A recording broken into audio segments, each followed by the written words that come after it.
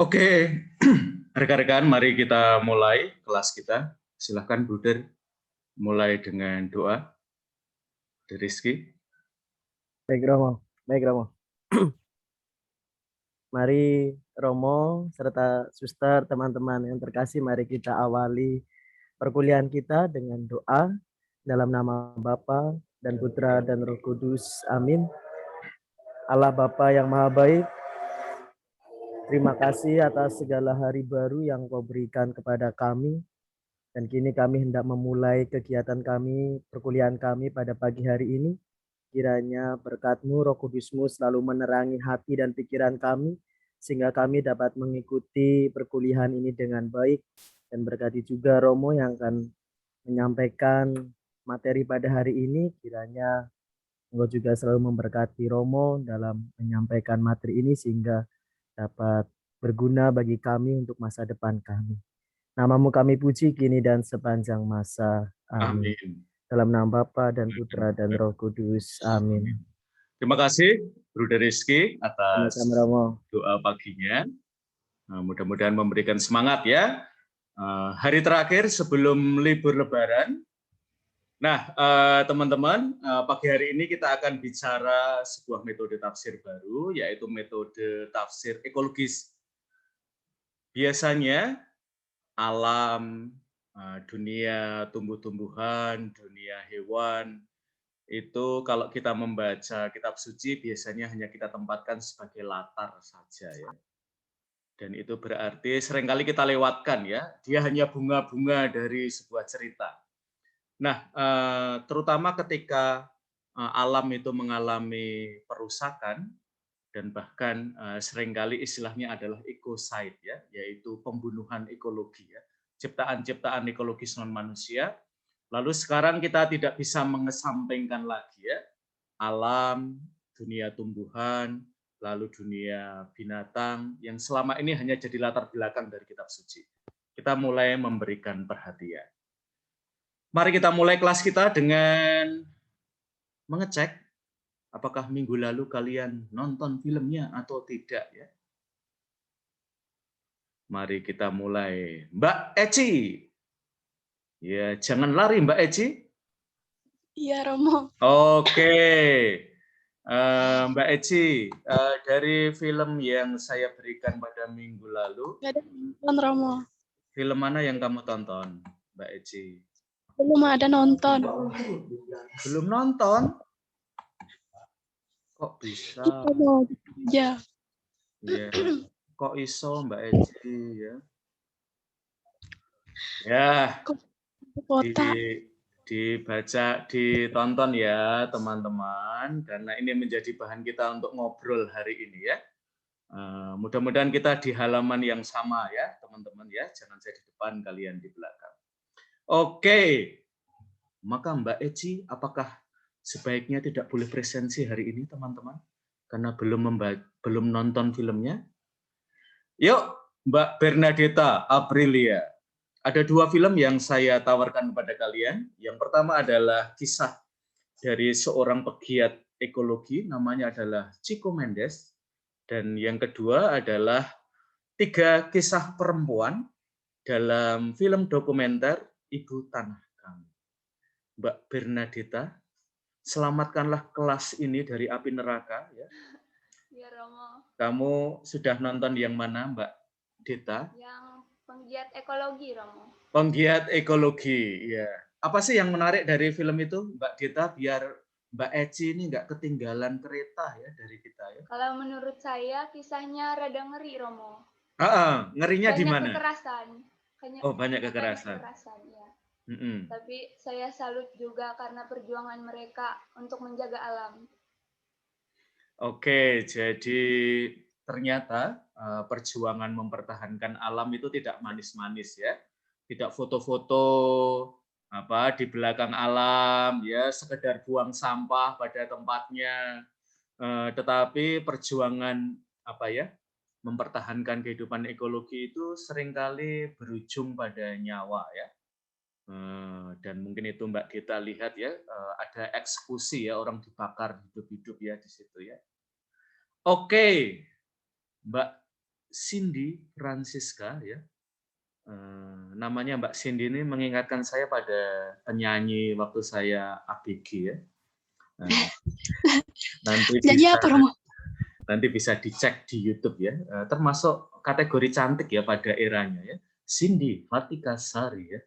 Mungkin itu menjadi inspirasi dari ayah ibu kamu ya. Sekurang-kurangnya bapak kamu mungkin ya dulu juga ngefans.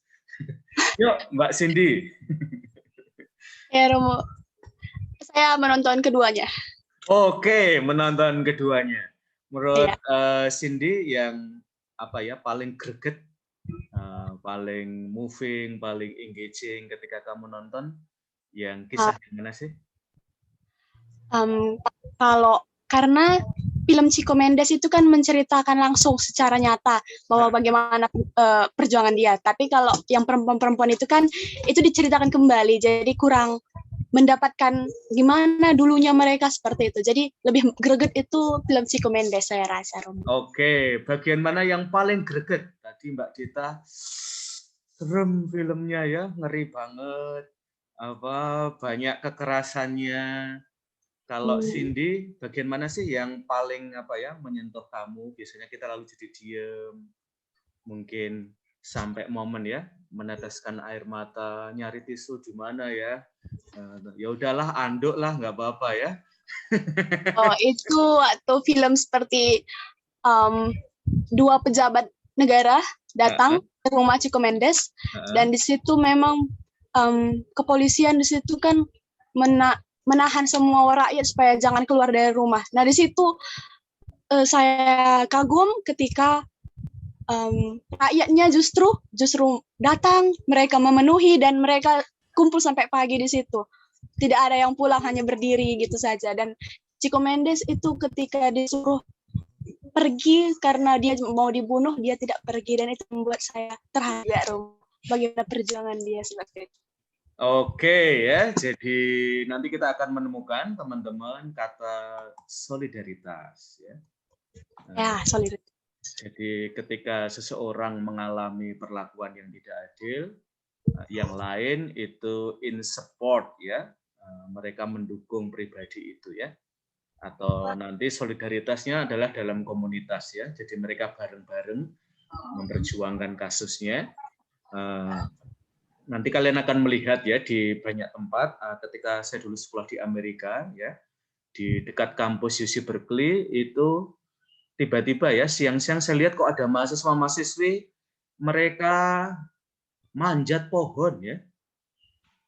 Nah, kalau manjat pohon sih di Indonesia banyak juga ya. Yang istimewa adalah mereka manjat pohonnya 2 tahun teman-teman. Jadi tinggal di situ, makan di situ, turun kalau mandi atau ke WC ya. Setelah itu naik lagi ke pohon itu. Karena waktu itu ada usaha dari kampus untuk menebangi pohon-pohon itu. Dan mahasiswa-mahasiswi ini pembela pohon-pohon ya teman-teman ya. Kalau di Amerika itu istilahnya tree huggers ya. Nanti di kampus pendidikan ada banyak pohon. Jadi kalau kalian mau menyelamatkan pohon ya, waktu istirahat kalian boleh meluk-meluk pohon ya, gratis ya. Tidak akan menimbulkan persoalan pelecehan seksualitas ya pada pohon. Nah, itu berhasil ya, sehingga kampus akhirnya tidak menebang pohon-pohon itu. Karena setiap hari dapat pemberitaan dari televisi, dari koran tentang mahasiswa-mahasiswa itu ya. Awal-awalnya kan mungkin kita ini konyol banget ya, mahasiswa nggak kuliah hanya demi memeluk pohon ya. Tetapi ternyata ini usaha yang sangat diapresiasi ya. Nah, solidaritas juga nanti tidak hanya antar manusia, tetapi juga dengan ciptaan-ciptaan ekologis ya yang menjadi korban perusakan bisa hutan ya atau lahan pertanian atau sekarang ini nanti Budi Rizky ya terutama kalau ke Kalimantan ya akan ketemu ya dengan karet ya lalu juga dengan tanaman-tanaman yang lain ya teman-teman di Sumatera ya kelapa sawit ya itu akan salah satu yang sudah menjadi bagian hidup kita tetapi sebenarnya itu berisiko ya secara Oke. Suster Afia ADM sudah nonton Jangan nonton Vincenzo dulu ya, suster ya. Yang ditonton yang film Chico Mendes. Dan kalau suster Serliana belum tahu Vincenzo, nanti tanya Cindy atau tanya Tita ya. Vincenzo itu apa ya? Kok kelihatannya suster agak kurang nyambung. Yuk, suster. Sudah Romo. Oh, ya, sudah nonton. Ya, sudah menonton. Oh iya, wah. Yang di-upload sama Romo dua-duanya sudah saya nonton. Oke, yang Vincenzo sudah belum, suster? Belum. Wajib, suster, itu keren loh. Katanya, saya juga belum nonton. Saya baru lihat posternya. Yuk, suster.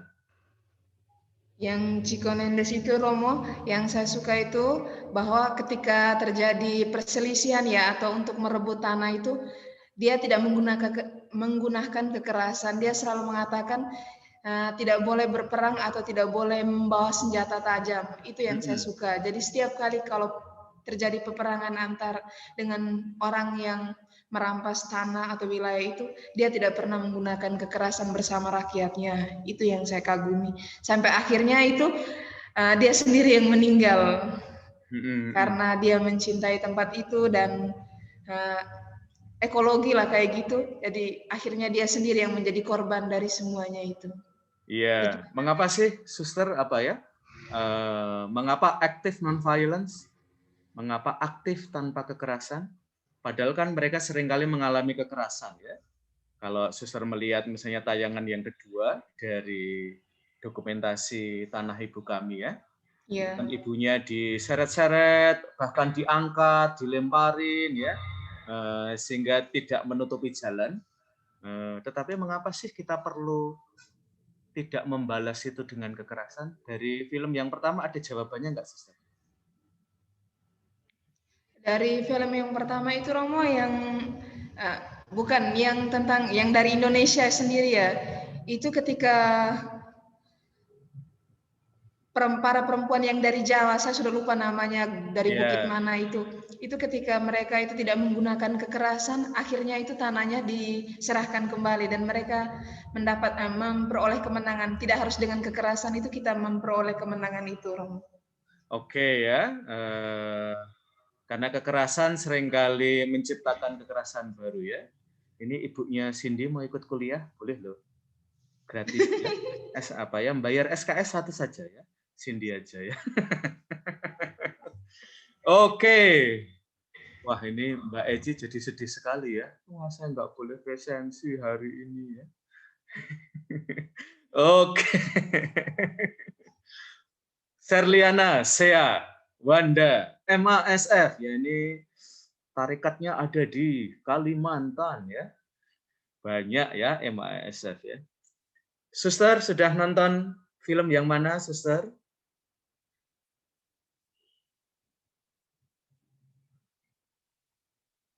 Wah, malah mematung ya, suster ya. Ya, suster.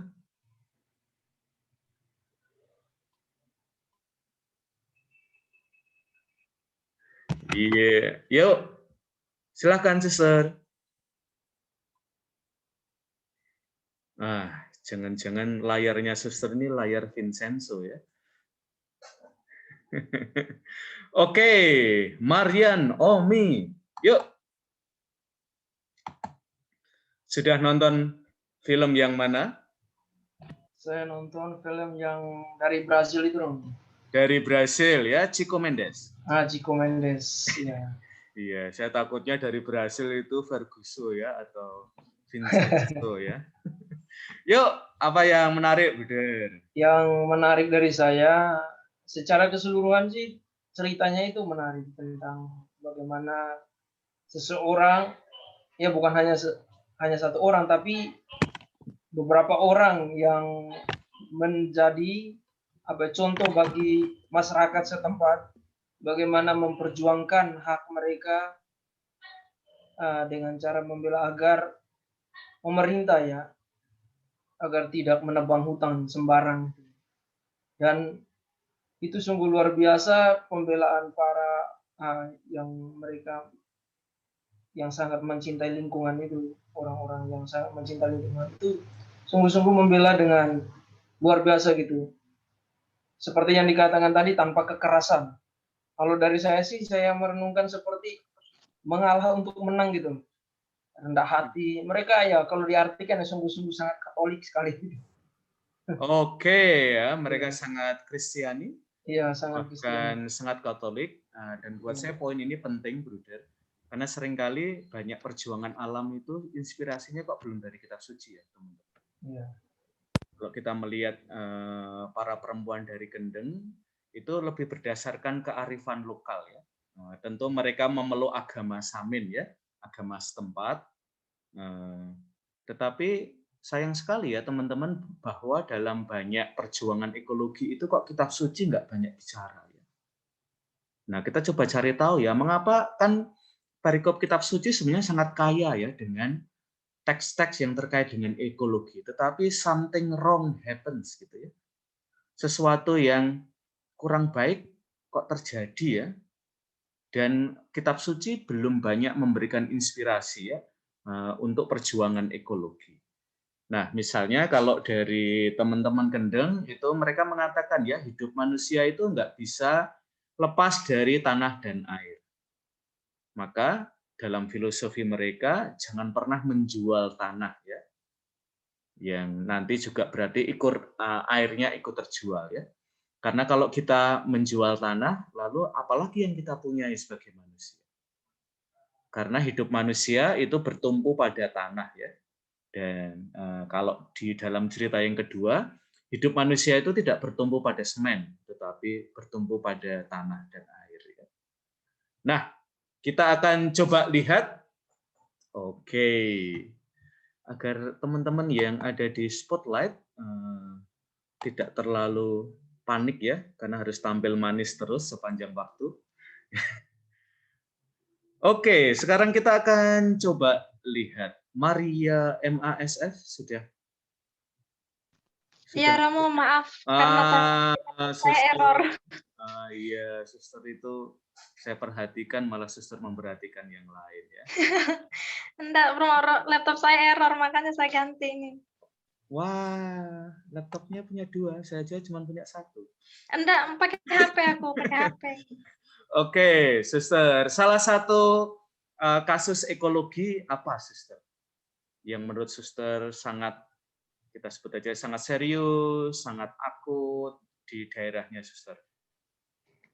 Kalau saya, ketika saya tugas di Kalimantan ya Romo, yang paling kasus yang paling kasus ekologi yang paling parah sih kayak tambang liar ya Romo. Jadi mereka masuk ke dalam sebuah desa lalu mereka menyogok orang-orang desa, terutama ketua-ketua adat untuk menyerahkan tanah adat untuk mereka jadikan lahan lalu diganti dengan sejumlah uang.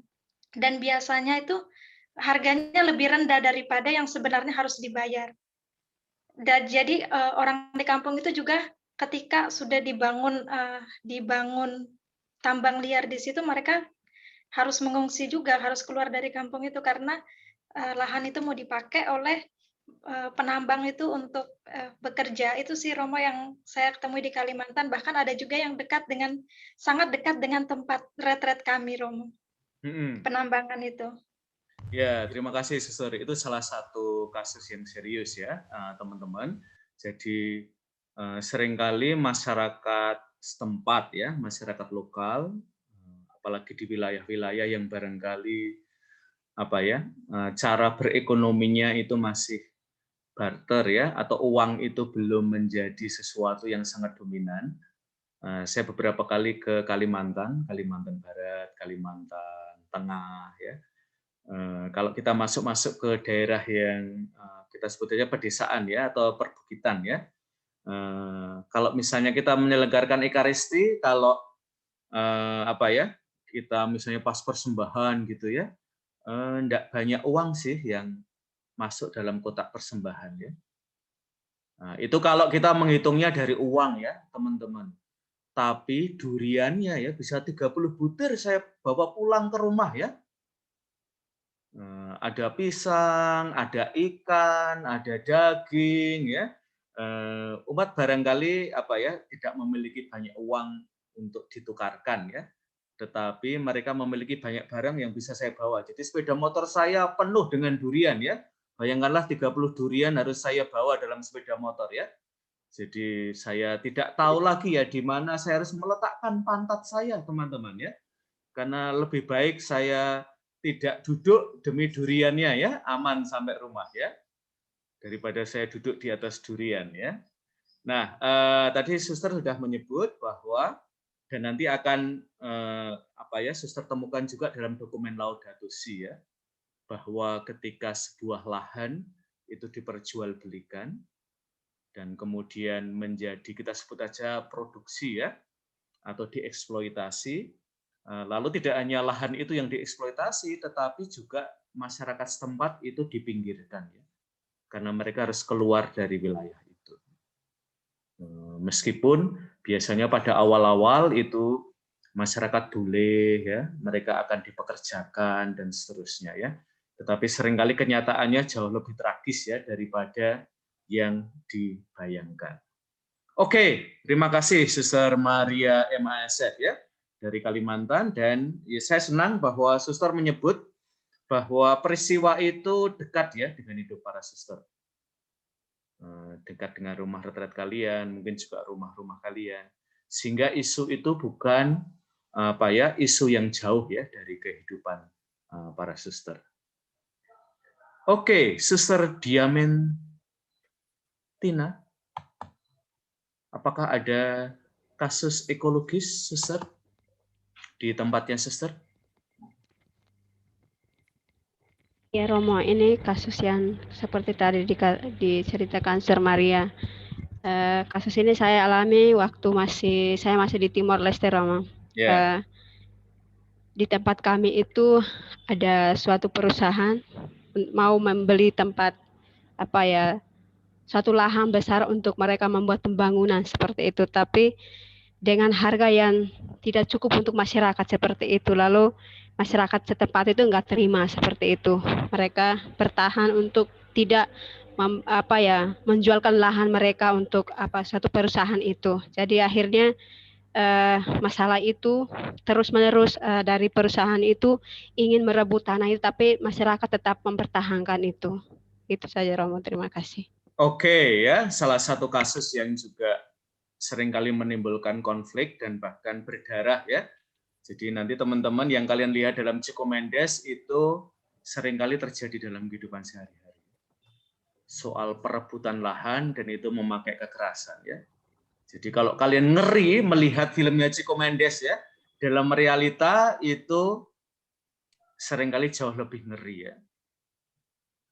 Terutama kalau kalian nanti terlibat ya dalam, kita sebut aja advokasi ya, kalian ikut membela, dan paper yang ada di tangan kalian itu adalah sebuah tulisan yang sudah dibukukan dalam buku ini ya, Teologi yang Membebaskan dan Membebaskan Teologi.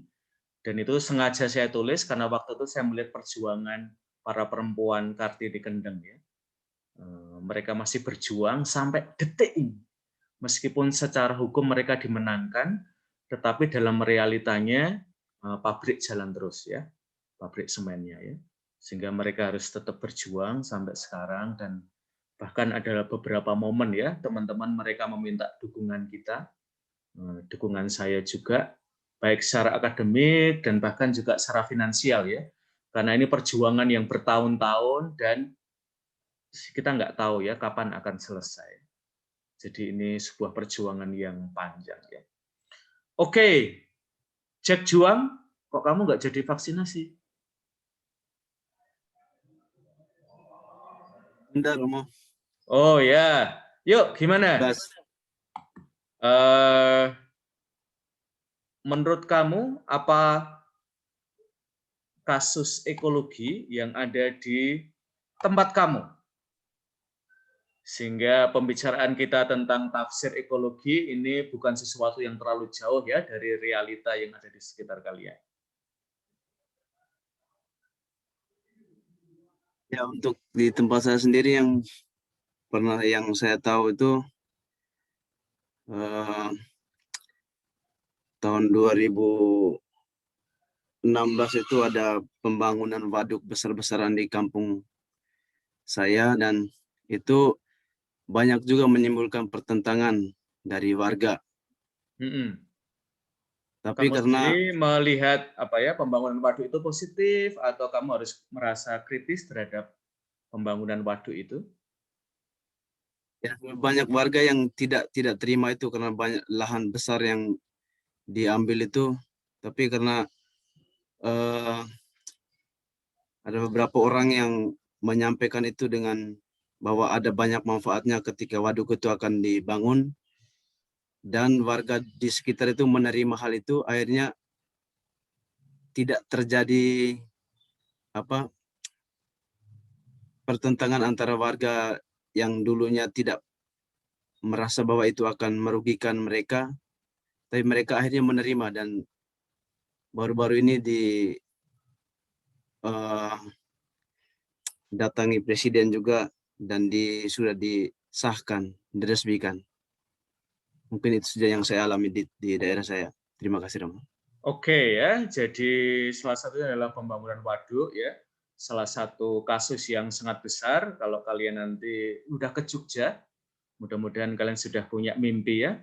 Mimpinya sudah di Jogja ya, semester depan ya. Salah satu kasus yang terkenal adalah kasus Waduk Kedungombo ya. Dan di situ ada Romo Mangunwijaya dan banyak aktivis juga yang terlibat di dalamnya untuk menyelamatkan warga ya yang kemudian ditenggelamkan paksa ya. Saya kebetulan punya kesempatan untuk ngobrol beberapa dari mereka yang harus naik ke dataran lebih tinggi ya karena areanya lalu diairi ya, dan mereka rumah, makam dan ternak, pertanian itu dipaksa untuk ditenggelamkan ya. Dan kalau Waduk Kedungombo itu debit airnya turun, kadang-kadang kalian masih bisa melihat ya kuburan, ada rumah, ada bekas-bekas itu ya. Nah, tentu pembangunan waduk sendiri tidak selalu negatif ya. Seringkali yang negatif adalah tidak ada negosiasinya itu ya. Dan saya kira ini terjadi yang dikatakan oleh Jack Juang ya. Paskalis, ada nggak sih kasus ekologi yang ada di tempat kamu? Kasus ekologi yang ada di tempat saya yang baru itu di dekat rumah saya itu. Rumah kamu di mana? Dulu di Mojokerto, sekarang di Kulon Progo. Oke, dulu Mojokerto. Ini yang di Mojokerto atau yang Kulon Progo? Kalau yang paling tahu itu yang di Mojokerto. Oh iya, yang di Mojokerto apa sih? Di Mojokerto kasus itu, Romo. Ekologi Lumpur Lapindo. Oke, ya. Itu kan juga besar-besaran juga karena beberapa kali saya melihat ke sana, berkunjung ke sana, para warga yang terdampak itu udah nggak bisa apa-apa, Romo. Cuma di sana itu cuma jualan ya kayak kaset, makanan ringan gitu aja, dan tanah di sekitar Lumpur Lapindo kan juga dijual secara murah juga. Itu juga memakan banyak korban juga. Ya, saya lumayan tahu kasus Lapindo karena teman-teman waktu saya nulis S3 itu salah satu bab disertasi saya adalah tentang Lumpur Lapindo ya. Saya mencoba mendengarkan kisah-kisah keluarga yang di situ. Saya membaca puisi anak-anak Lapindo ya. Dan seperti Paskalis sudah sharingkan tadi ya, ada penipuan terhadap lahan itu ya. Para warga itu diberitahu bahwa itu akan jadi peternakan ayam. Dan kemudian yang terjadi adalah penambangan mineral ya, berharga ya. Dan sekarang ini kalau kalian nanti bicara tentang Omnibus Law ya, salah satunya adalah tentang minerba itu ya, mineral dan batu bara itu ya. Dan mungkin akan kena pada tempat-tempat kalian ya, terutama yang punya sumber daya alam itu ya. Sekarang ini nikel adalah salah satu mineral yang banyak dicari ya untuk kepentingan mobil listrik, dan juga yang ketika kita mencoba berubah ya dari energi fosil ya. Lapindo juga kasusnya sampai sekarang belum selesai. Ya, nanti kalau kalian punya kesempatan ya, Paskalis bisa mengajak temannya ya untuk tur ke Lapindo ya.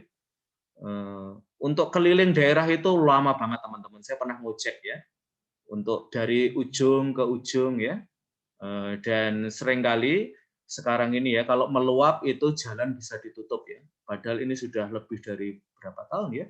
Itu tahun 2009 atau 2006 ya mungkin ya. 2006 ya. Itu pokoknya sudah berapa tahun ini ya? Sudah lama banget ya.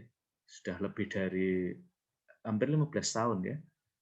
Dan masih memberikan dampak pada warga. Dan waktu itu saya coba wawancara ya. Jadi tadi Paskalis sudah menyebut para warga itu jadi tour guide di situ ya. Sebenarnya miris ya. Warga yang terdampak lalu mencari ekonomi baru dengan jadi tour guide, lalu jualan makanan, jualan foto, DVD, VCD ya. Dan bahkan yang paling miris tentu adalah tidak sedikit ya, meskipun datanya perlu diverifikasi, tapi perempuan-perempuan, anak-anak, remaja, ibu-ibu yang akhirnya jadi pekerja seks komersial ya. Karena ekonominya terbanting ya dengan tragedi Lapindo itu. Oke, rekan-rekan, kita akan mulai dari situ ya. Jadi di sekitar kita, mengapa pendekatan ekologis itu perlu untuk kita promosikan? Karena ada banyak kasus ekologi. Dan menurut saya gereja perlu lebih banyak bicara, tidak hanya bicara ya, tapi juga berbuat ya, mengadvokasi secara vokal ya. Nah, saya ingin berbagi karena seringkali ya ketika kita berbicara tentang ekologi ya, kadang-kadang gambaran kita itu masih sangat romantis ya teman-teman ya. Alam itu indah, tidak ada masalah, sehingga kadang-kadang yang dikembangkan dalam banyak tafsir juga padahal potretnya seperti ini ya. Ini tidak di luar negeri ya teman-teman, ini di Indonesia ya. Terutama ini terjadi di Kalimantan ya.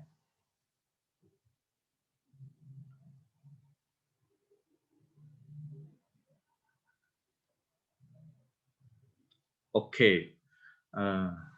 Nah, kadang-kadang yang terjadi pada alam ya, itu kita metaforkan ya dengan sesuatu yang terjadi pada manusia. Alam, manusia itu seringkali dipakai ya untuk menyimbolkan Allah. Nah, kadang-kadang dalam situasi ekologi yang seperti ini, apakah masih bisa ya alam yang rusak ya, ciptaan yang mengalami kematian dini itu menyimbolkan Allah ya.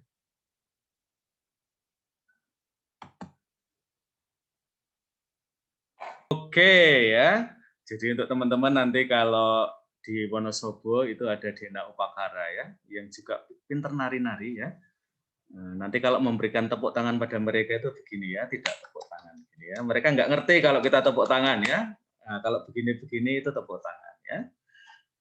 Oke, teman-teman, pertanyaan yang perlu kita jawab adalah kalau keindahan alam itu seringkali dipakai untuk membuat metafor atau menyimbolkan Allah. Lah kalau alamnya rusak, apakah kita masih bisa menggunakan alam yang rusak itu untuk menyimbolkan Allah? Nah, pertanyaan ini agak berat, maka mari kita coba cari siapa yang punya keberanian untuk menunjukkan kameranya ya. Oke, Eugenia, Eva. Mbak Eva, silahkan Mbak Eva.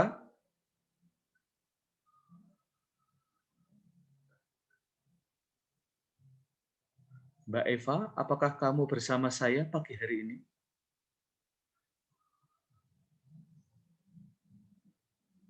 Oke, Mbak Eva kelihatannya sedang memasak ya. Maria Anunciata.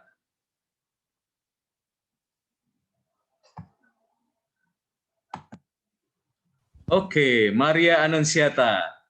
Kalau alam yang selama ini kita pakai untuk menyimbolkan Allah, itu kan alam yang indah ya, Mbak Maria Im Annunziata? Nah, kalau alam ini sekarang sudah rusak, apakah kita masih bisa menggunakan alam untuk menyimbolkan Allah? Nah, sebelum menjawab pertanyaan itu, Mbak Maria Annunziata, saya ingin bertanya kamu pertanyaan yang lain. Ya. Sebutan Allah dalam kitab suci yang menggunakan simbol alam. Contohnya apa, Mbak Maria Annunziata?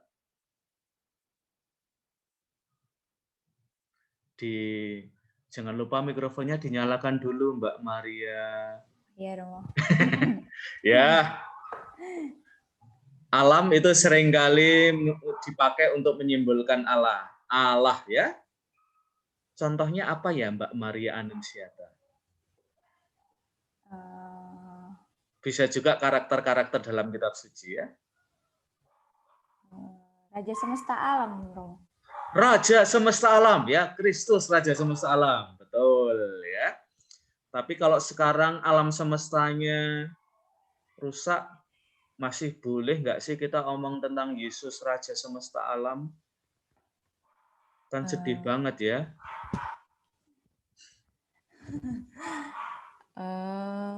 Mungkin masih bisa, asalkan kita memperbaiki alam itu, Romo. Oke, memperbaiki alam. Kalau Mbak Maria Annunziata yang kamu bayangkan dengan memperbaiki alam apa sih, Mbak?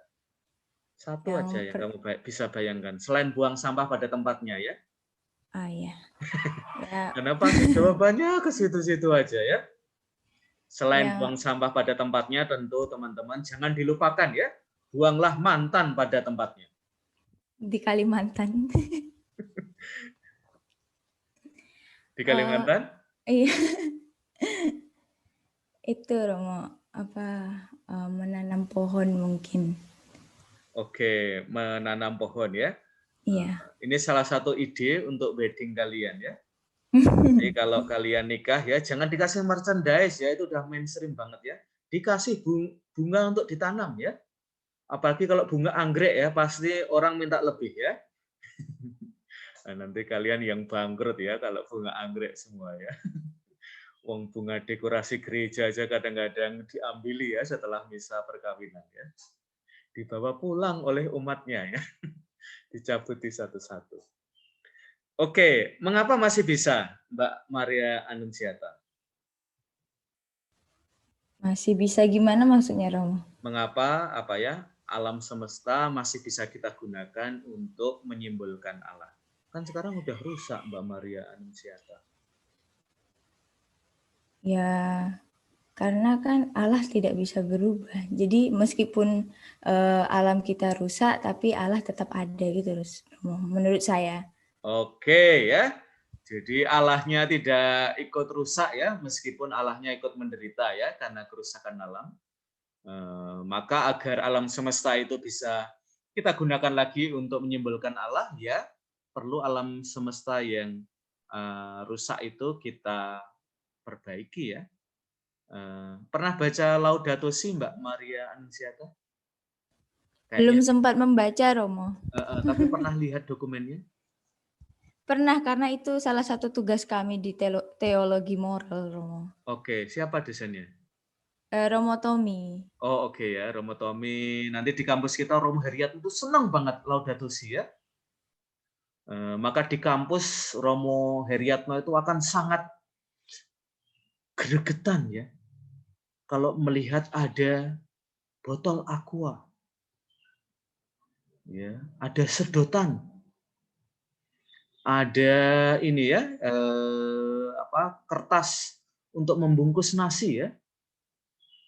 Nanti kalau kalian ke pendikat ya pastikan kalian punya tumbler ya teman-teman ya. Bawa tumbler, bawa sendok, bawa garpu, bawa sedotan ya. Pokoknya bawa Tupperware sendiri ya teman-teman ya. Kalau tidak nanti kalian akan disapa oleh Romo Heriatno ya. Karena Romo Heriatno itu bersama dengan dosen-dosen adalah Laskar Sambala ya, bukan Sambalado ya. Sambala ya. Jadi kita semua pernah retret ekologis teman-teman di Bandung, buat teman-teman yang pernah ke Di situ ada eco camp ya. Jadi ada camping ekologis. Nah, kita udah rekoleksi di situ selama 3 hari dan sudah ditahbiskan menjadi Kaisar Sambal, ya. Laskar Sambala ya.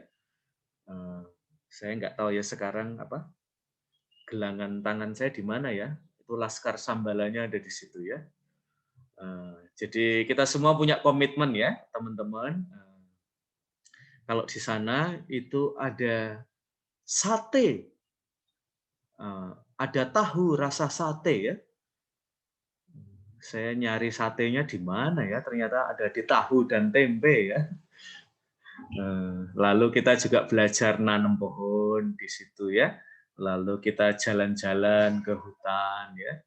Itu latihan-latihan ya agar kita punya kedekatan lagi dengan alam ya. Saya sekarang ini kalau setiap hari teman-teman jalan kaki dengan telanjang kaki ya.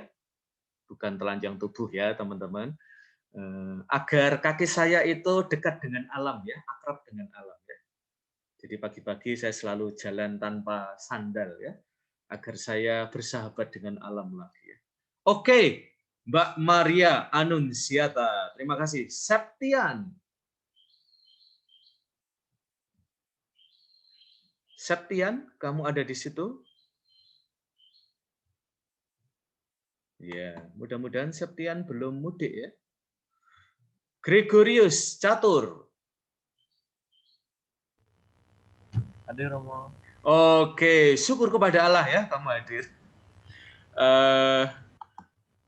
Apalagi sih Gregorius yang kita gunakan untuk menyimbolkan Allah dari dunia alam? Boleh dari tumbuh-tumbuhan, boleh dari hewan, atau dari benda-benda yang tidak bernyawa dalam kitab suci. Wah, ini background-nya Gregorius ini cute sekali ya, lemarinya ya. Karakter-karakter lucu ya. Mungkin anak domba, Romo. Anak domba ya. Ini adalah salah satu yang dipakai ya. Yesus sendiri mengatakan anak domba Allah ya. Jadi itu juga buat saya menarik ya. Dan kadang-kadang dalam perayaan Ekaristi ya, kalau romonya lupa anak domba Allah ya. Jadi Ekaristinya nggak mantep karena romonya lupa, tergesa-gesa ya, pengen segera selesai ya. Padahal itu kan yang paling nyes ya dari Ekaristi ya, anak domba Allah yang menghapus dosa dunia, kasihanilah kami. Apalagi Gregorius selain anak domba? Akulah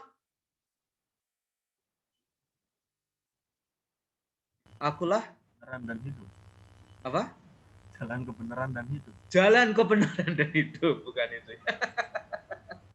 Akulah. Ayo dihidupkan dulu. Mikrofonnya dihidupkan, Gregorius. Ya, akulah.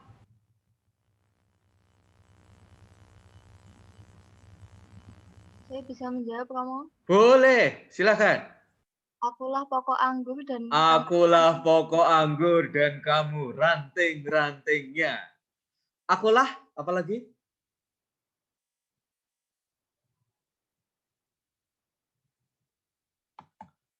Selain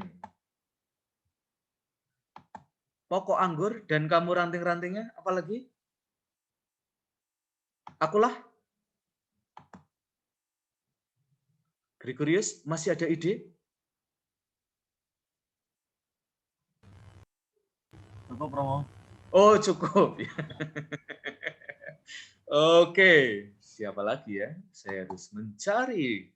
Vincentia Yasinta. Ya, Romo. Iya, selain akulah pokok anggur dan ranting-rantingnya yang sudah disebut, apalagi Mbak Vincentia Yasinta?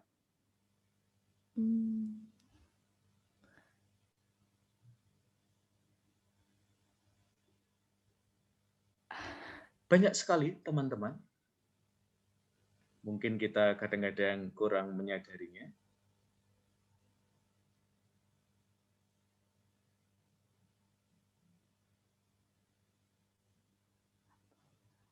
Apakah Mbak Vincentia sedang membuka-buka kitab suci? Sedang mencari Romo. Sedang mencari. Oke, sambil menunggu Mbak Vincentia. Akulah sumber air kehidupan, ya. Barang siapa minum dari aku, ia tidak akan haus lagi. Yuk, siapa lagi? Ini yang ada suaranya. Akulah Tuhan Allahmu yang membawa engkau keluar dari Mesir. Akulah Tuhan Allahmu yang mengeluarkan kamu dari tanah Mesir, ya. Itu nanti akan kita gunakan untuk tafsir pembebasan, ya. Tafsir liberatif. Ada lagi yang akulah roti hidup yang turun dari surga, Romo. Akulah roti hidup yang turun dari surga, ya. Roti, ya. Barang siapa makan roti ini, dia tidak akan mati, ya. Siapa lagi? Akulah. Oh ya, jalan kebenaran dan hidup tentu benar juga, ya. Jadi menggunakan metafor alam, ya, jalan terutama. Akulah terang dunia, Mbak Elizabeth Nadia, ya. Kalau Mbak Elizabeth Nadia, kamu adalah terang hidupku, ya. Yuk, siapa lagi? Tidak harus pakai kata akulah, tetapi metafor alam yang digunakan untuk Allah atau digunakan oleh Yesus dalam perumpamaan-perumpamaannya. Bonifasius? Ya, Romo. Ya, apa Bonifasius? Yang dari saya cari, apakah tentang akulah anak domba Allah? Akulah anak domba Allah, sudah, Bonifasius, ya. Tapi bahwa kamu mengatakannya sekali lagi, ya, saya apresiasi, ya. Apalagi Bonifasius, selain akulah anak domba Allah. Masih mencari ya, Romo? Masih mencari, ya. Tanah terjanji, ya. Nanti apa ya? Maka nanti teman-teman terutama akan ada batu penjuru, akan ada teologi tanah, ya. Terutama apa ya? Nanti para suster, terutama yang hidup apa ya? Lahan warganya diserobot, ya. Ada pembalakan hutan juga, biji gandum, ya. Kalau biji gandum tidak jatuh dan mati, ia akan tetap tinggal satu saja. Tetapi kalau ia jatuh dan mati, ia akan berbuah banyak atau membawa kehidupan. Pohon ara, ilalang, sesawi. Akulah gembala yang baik, ya. Meskipun mungkin kalian sudah tidak melihat gembala lagi, ya, atau domba-domba, ya, terutama di Jakarta, ya, susah ya lihat domba, ya, kecuali Idul Adha, ya, nanti kalian akan sering lihat domba, ya, tapi sehari-hari akulah gembala yang baik, biji gandum, ya, biji sesawi, Tuhan langit dan bumi, Angela Giandela, apalagi?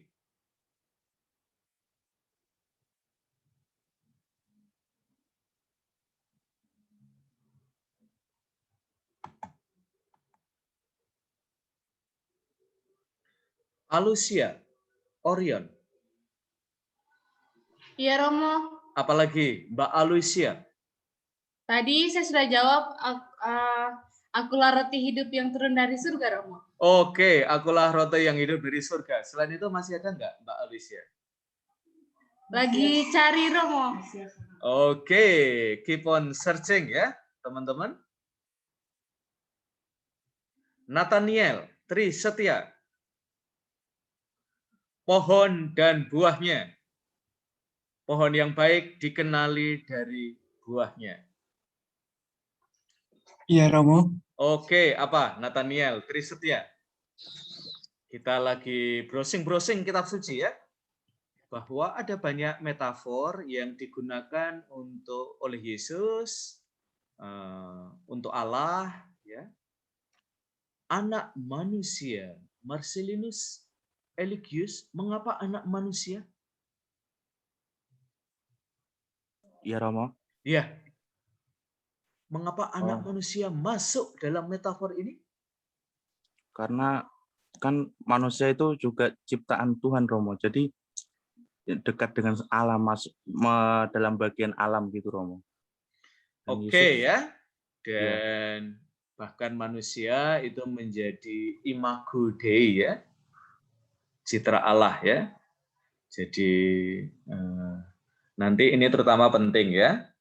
Terutama buat kalian yang di media sosial suka ngedit-edit foto kalian biar kelihatan putih dan cantik dan cakep kayak saya ini. Saya juga suka tak putihin, ya, teman-teman, karena saya ternyata tidak terlalu putih, ya, di medsos, ya. Jadi citra Allah, ya. Jadi citra Allah itu tidak harus yang cakep-cakep aja, ya, tapi juga yang pas-pasan kayak saya ini bisa menjadi citra Allah, ya, teman-teman, ya. Jadi nggak usah kurang pede, ya. Tapi saya pernah sekali, ya, senang sekali ada anak-anak, ya, di gereja Kota Baru, dia diajak papa mamanya.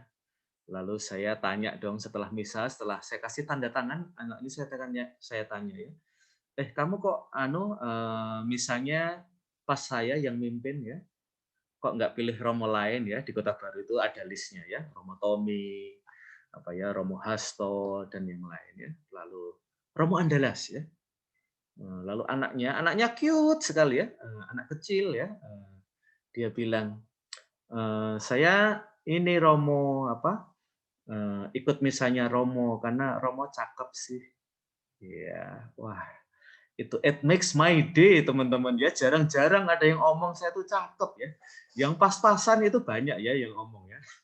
Tapi kayaknya yang ngomong saya cakep itu kayaknya one in a million, ya. Oke, siapa lagi? Pohon kehidupan, ya. Ini juga dipakai, maka nanti dalam narasi kejadian, ya. Ini juga dipakai pohon kehidupan. Apalagi yang bisa kalian temukan?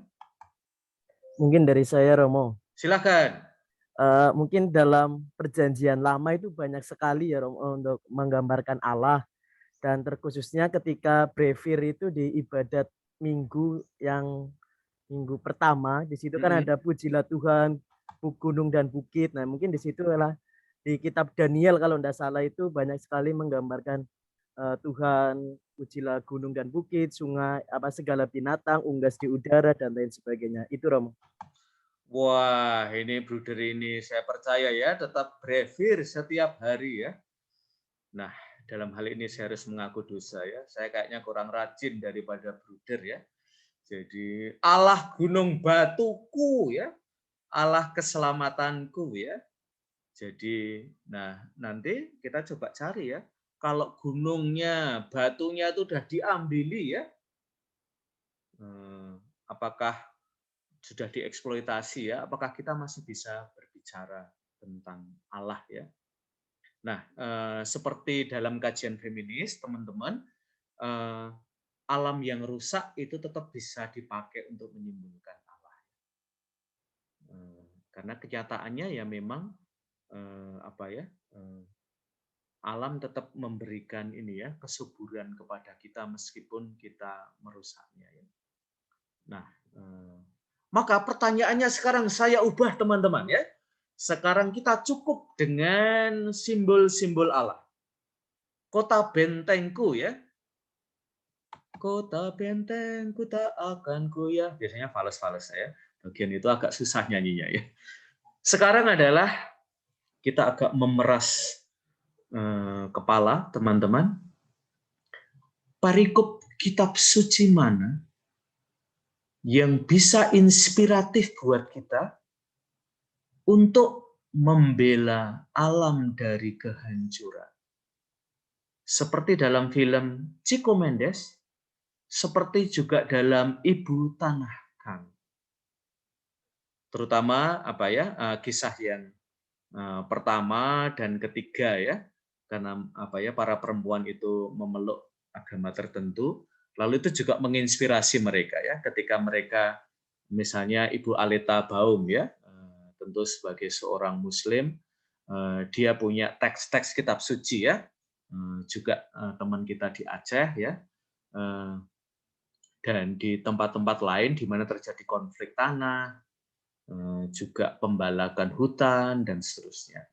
Kalau kita mau mencari perikop kitab suci agar teman-teman aktivis Katolik ya itu bisa dibantu bahwa ada dasar biblisnya ya untuk membela ekologi, perikopnya mana teman-temanku di Pendikat?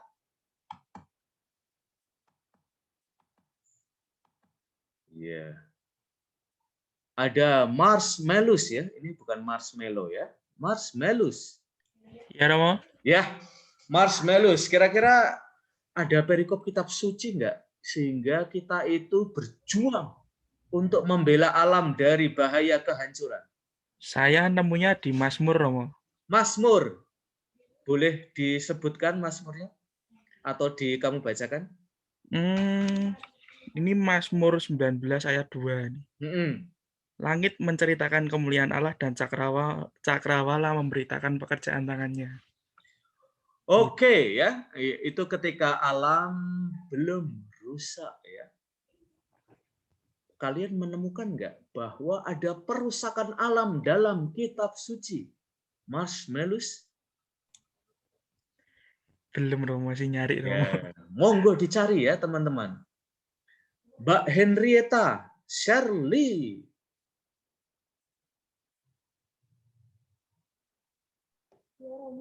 Ya, ada kisah nggak sih di mana alam itu mengalami kerusakan dalam kitab suci dan ada orang-orang yang membelanya?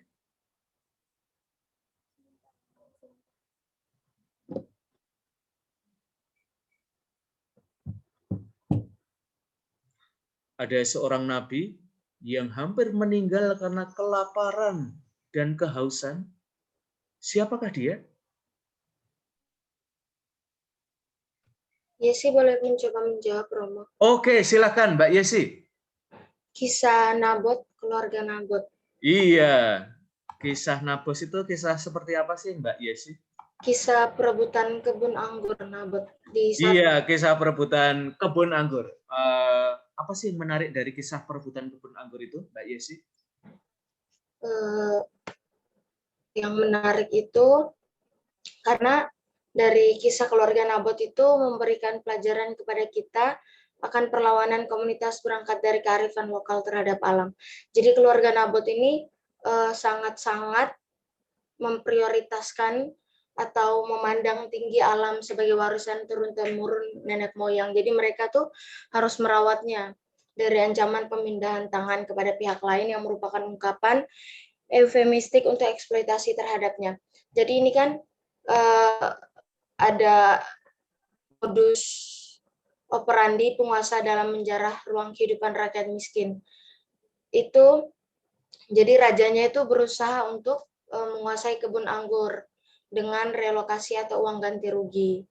Namun Nabot memilih untuk mempertahankan tanah warisan keluarga daripada menjualnya kepada raja.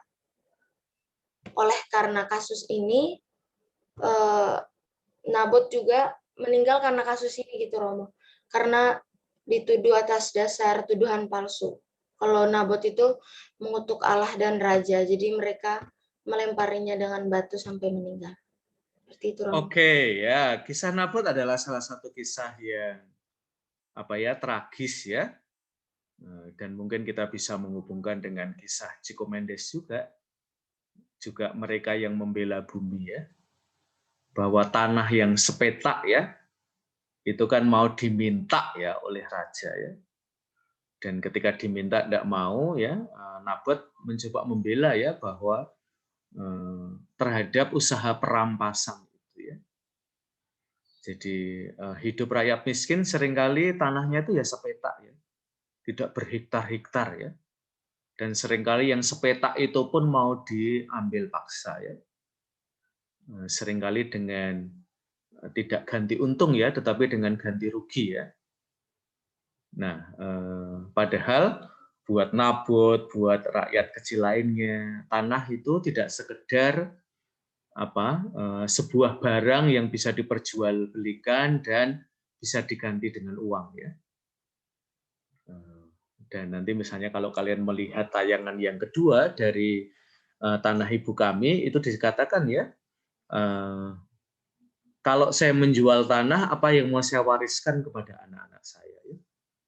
Jadi kisah Nabot adalah kisah itu, ya.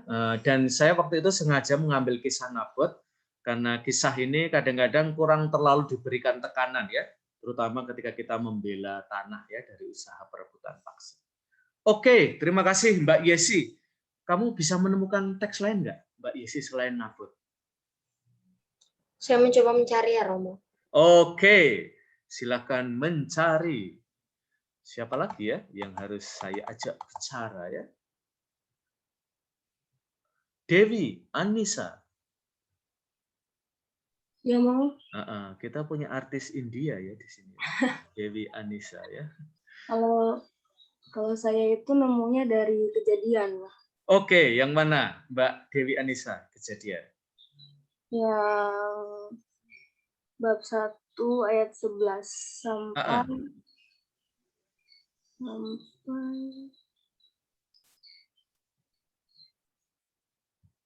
ayat 11.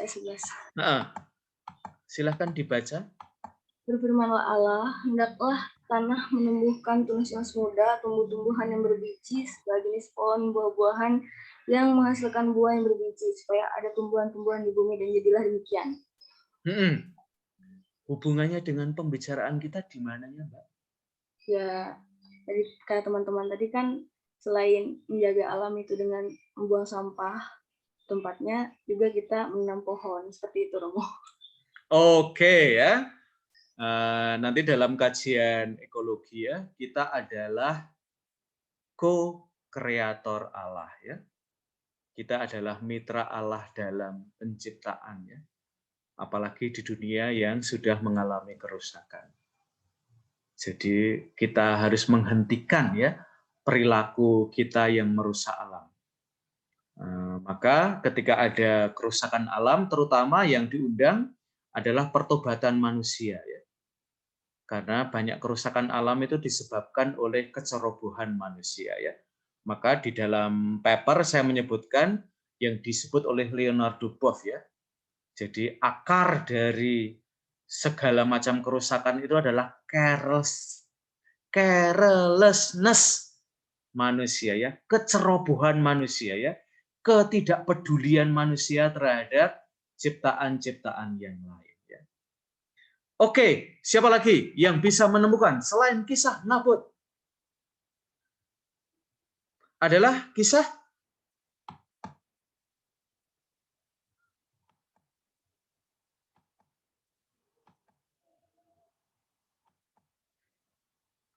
Mbak Cecilia Sally? Kisah Yohanes? Kisah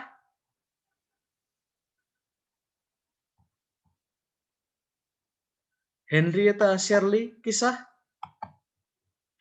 Haris mau perintah? Kisah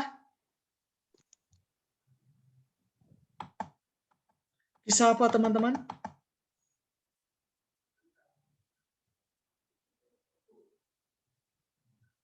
Mbak Mei, kisah apa, Mbak Mei? Masih mencari, Romo. Masih mencari? Siapa yang sudah menemukan, teman-teman?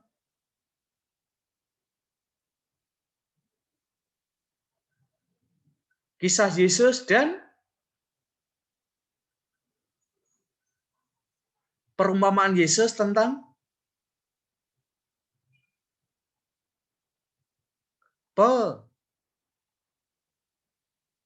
kisah Yesus tentang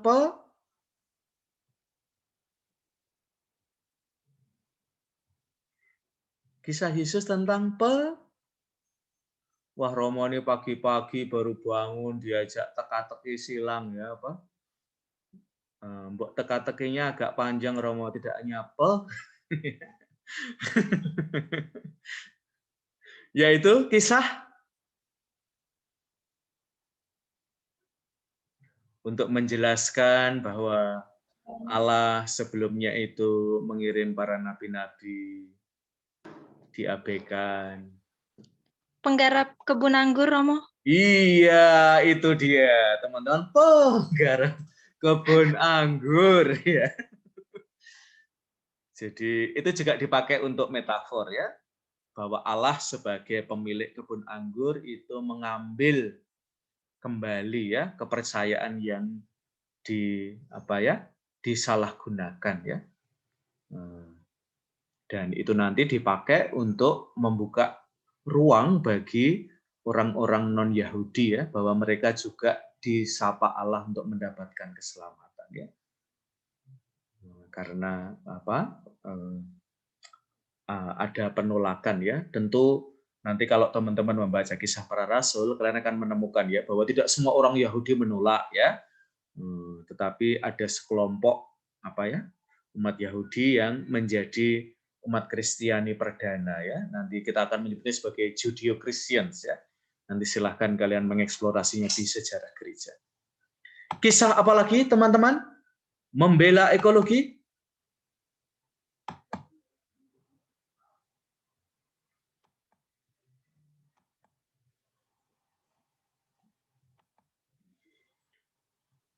Oke, rekan-rekan, sambil menunggu kalian untuk menemukan jawabannya. Jadi keep on mencari, ya, teman-teman. Kisah-kisah pembelaan.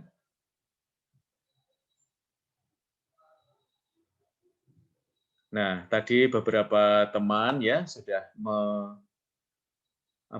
bagaimana alam itu dipakai untuk menyingkapkan Allah, ya. Dan ini, ya, teman-teman, ada banyak, ya, teks, ya, seperti yang kalian lihat di sini, ya. Oleh salah satu novelis, ya, dari Banyumas yang banyak berbicara tentang alam, ya. Saya sedang menulis tentang sosok ini. Kapan-kapan kalau udah selesai saya bagi kepada kalian, ya. Saya juga menggunakan metode ekokritisisme, ya, jadi menggunakan pendekatan metode ekologis, ya, untuk membaca novel dari Ahmad Tohari, ya.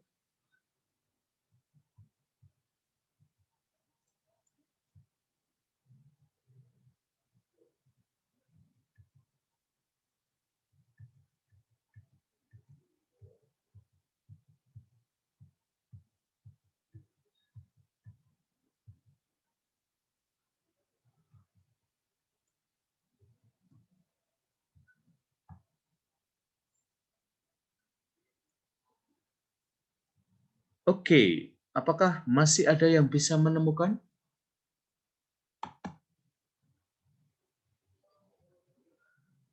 Kisah-kisah pembelaan di dalam kitab suci terhadap alam. Saya mencari memberikan clue kepada kalian. Kisah Daud. Ada yang bisa menemukan?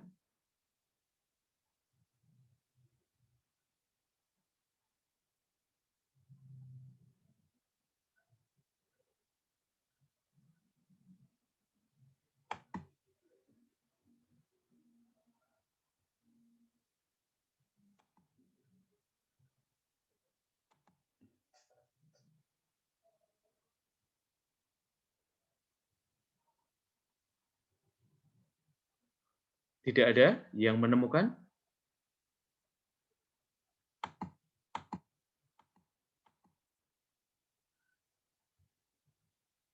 Suster Afia sudah bisa menemukan, Suster?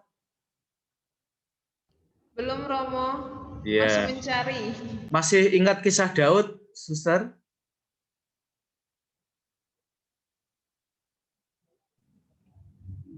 Masih sih, tapi kalau yang berkaitan dengan lingkungan. Ya, kisah Daud yang Suster tahu kisah yang mana, Suster? Perangan, Romo. Apa, Suster? Ketika Daud, perang dengan Goliat, ya? Ya. Selain dengan perang dengan Goliat? peristiwa apa dalam hidup Daud di mana dia digambarkan sebagai seorang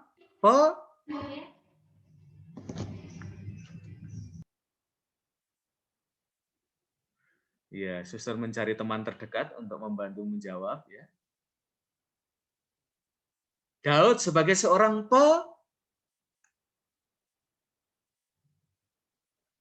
Mbak Cindy ketemu Daud sebagai seorang Ini di belakangnya Cindy siapa adiknya ya kayaknya. Marian Omi Daud sebagai pendosa, Romo. pendosa ya. Siapa nih yang ngomong pendosa ya? Saya, Romo. Oke, mengapa pendosa, Suster? Karena dalam ketika Allah memilih Daud,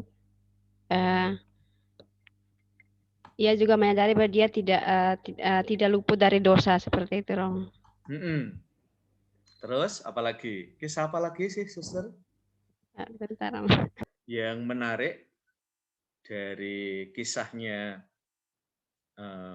Daud, selain bahwa dia terkait dengan bahwa dia adalah pendosa, benar ya, Suster ya? Ya, Tapi Romo. lebih spesifik yang mana ya, Rizky?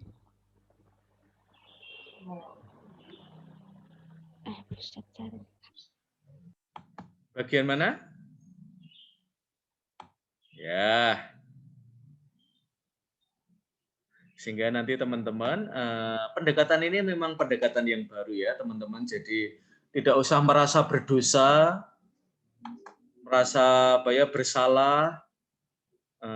Saya kok nggak bisa jawab pertanyaannya Romo ya. Kita coba yang terakhir teman-teman, yaitu kisah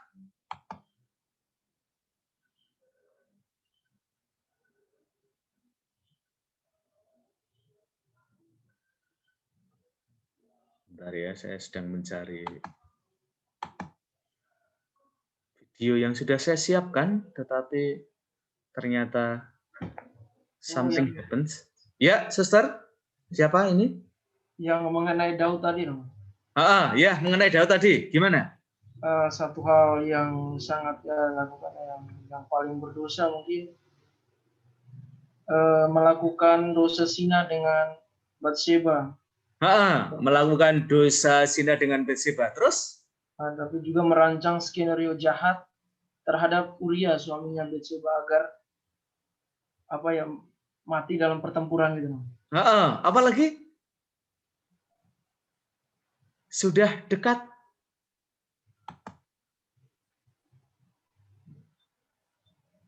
Nah, ini kita akan mencari yang ekologisnya ya. Udah dekat ya, tinggal selangkah lagi. Saya mencoba, Romo. Oke, selamatkanlah kelas ini, saudariku. Lalu saat itu Nabi Nathan datang menasehati Daud dengan sebuah perumpamaan. Iya, perumpamaannya apa? Di situ perumpamaannya tentang yang memiliki domba. Jadi ceritanya Uria itu yang memiliki domba yang gemuk dan besar, lalu si Daudnya ini yang merebut domba itu dari Uria. Oke, itu jawaban yang saya cari teman-teman ya. Jadi digambarkan bahwa Daud ini sudah punya banyak domba ya, tapi masih pengen dombanya Uria ya, yang cuma satu, yang selalu dipeluk-peluk, dibawa ke sana kemari ya, karena ini adalah Batseba istrinya ya. Dan Nathan itu pintar sekali ya cara dia mengkritik Daud ya. Lalu dia tanya pada Daud dong, kalau kamu gimana terhadap orang yang punya banyak domba yang mau merebut orang miskin yang punya satu domba itu ya. Dan kemudian Daud ya dengan pede ya, orang ini harus dihukum berat ya. Lalu Nathan bilang, orang itu adalah you, Orang itu adalah kamu, Daud. Nah, itu teman-teman ya. Jadi itu juga adalah salah satu bentuk advokasi dengan menggunakan metafor ya. Oke, teman-teman ya, saya tidak ingin menunda Lebaran kalian ya. Selamat menyiapkan Lebaran ya. Meskipun saya nggak yakin sih Bruder Marian dan Rizky mau ngapain ya. Paling juga di rumah nonton TV ya. Atau nggak bisa kemana-mana ya. Kita harus berdoa ya untuk dua saudara kita ini ya. Bruder frater apa? Kunjungi ini ya apa? Teman-teman mereka tuh hidupnya sederhana sekali ya teman-teman. Kemana-mana naik sepeda ya. Jadi nggak bisa jauh-jauh ya dolannya ya. Mau kemana ya? Dengan sepeda paling jauh paling ke Condong Catur ke mana gitu ya. Nanti salam untuk Romo ini ya.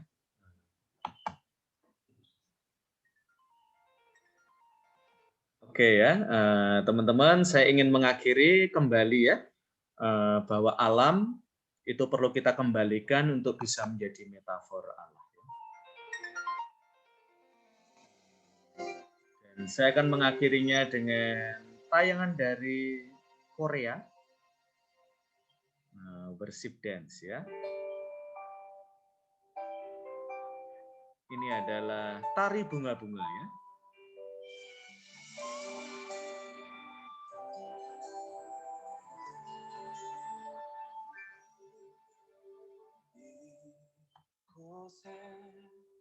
생명샘 솟아나 눈물 고작 지나갈 때에 먹잖아 열매 맺히고 웃음소리 넘쳐나리라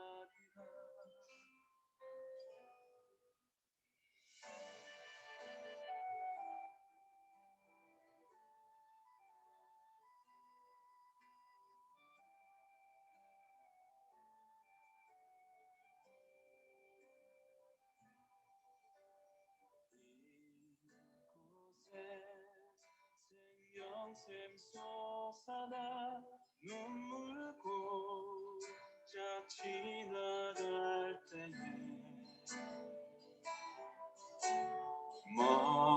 멀잖아 열매 맺히고 웃음소리 넘쳐나리라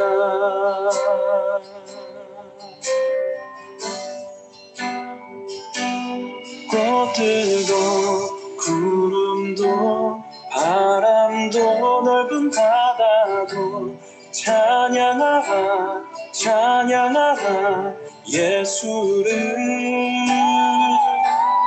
하늘을 울리며 노래해 나의 영혼아 은혜의 주 은혜의 주 은혜의 주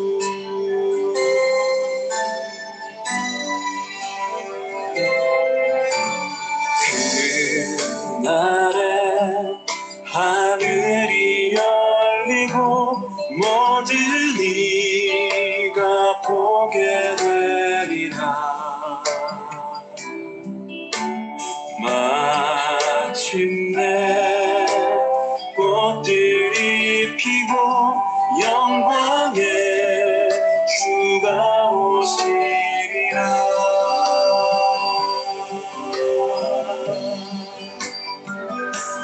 꽃들도 구름도 바람도 넓은 바다도 찬양하라 찬양하라 예수를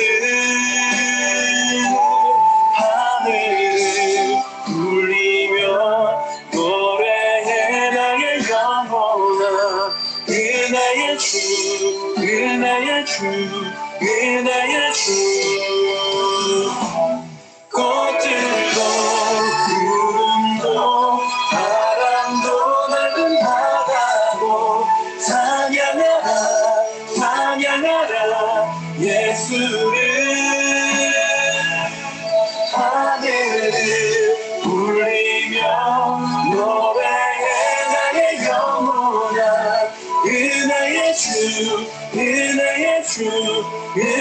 은혜의 주 꽃들도 구름도 바람도 넓은 바다도 찬양하라 찬양하라 예수를 하늘을 울리며 노래해 나의 영혼아 은혜의 주 은혜의 주 은혜의 주 꽃들도 구름도 바람도 넓은 바다도 찬양하라 찬양하라 예수를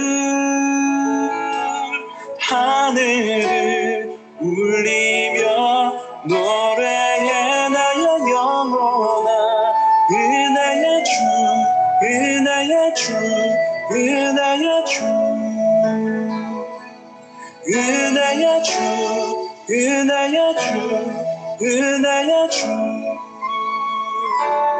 은혜의 주 은혜의 주 은혜의 주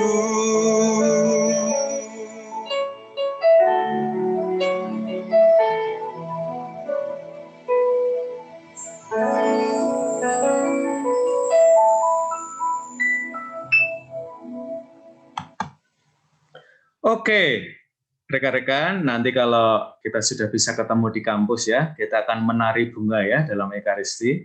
Jadi sekarang silahkan latihan dulu ya, terutama selama masa liburan ini ya. Terutama buat teman-teman yang punya talenta menari ya. Marian Omi ya, Jack Juang ya, silahkan mulai latihan dulu ya. Untuk melemaskan tubuh dulu ya, biar bisa menari seperti bunga-bunga ya. Oke, rekan-rekan, kita akhiri kelas kita. Silahkan kalian baca-baca materinya. Kalau ada pertanyaan nanti setelah Lebaran ya, kita ketemu lagi dan kita akan masih melanjutkan tema ini. Oke, selamat hari Lebaran ya, selamat makan ketupat, selamat bermaaf-maafan. Terima kasih semuanya. Terima kasih Romo. Terima kasih Romo. Oke. Terima kasih Romo. Terima kasih Romo. Ya, jangan lupa presensi ya. Baik Romo. Ya.